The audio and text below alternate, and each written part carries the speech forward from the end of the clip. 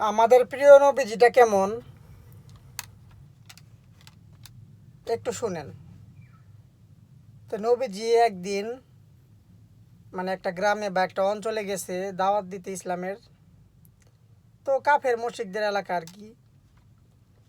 তো ওইখানে এটা হাদিস থেকে আর কি আসছে। তো আমার নবীজিরে তারা এত উত্ত্যক্ত করছে বা এত আঘাত করছে, পাথর পর্যন্ত মারছে, এখান থেকে রক্ত বের হয়েছে। তখন আল্লাহ জিবরাইল আলাইহিস সালামের মাধ্যমে ওহী পাঠাইছে যে হে নবী, আপনি যদি চান তাহলে আমি এই ইহুদিদেরকে একদম ধ্বংস করে দিতে পারি। উত্তরে আমার প্রিয় নবী কি বলেছে জানেন? উত্তরে প্রিয় নবীজি বলেছেন যে এইগুলোর দরকার নাই, আল্লাহ পাক তাদেরকে হেদায়েত দিক বা হেদায়েত দিবেন, সেই অপেক্ষাতে আমরা আছি, সেই অপেক্ষাতেই থাকব। তাহলে তার মনের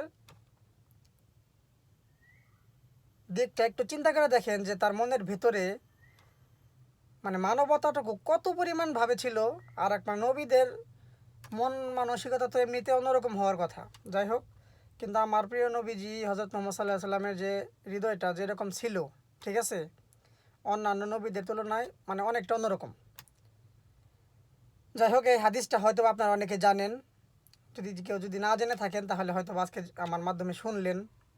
আমরা মানুষ হিসাবে তার উম্মত, চেষ্টা করব মানুষের সাথে একটু বিনয়ীভাবে কথা বলার জন্য। সবাই ভালো থাকবেন, সুস্থ থাকবেন। আসসালামু আলাইকুম।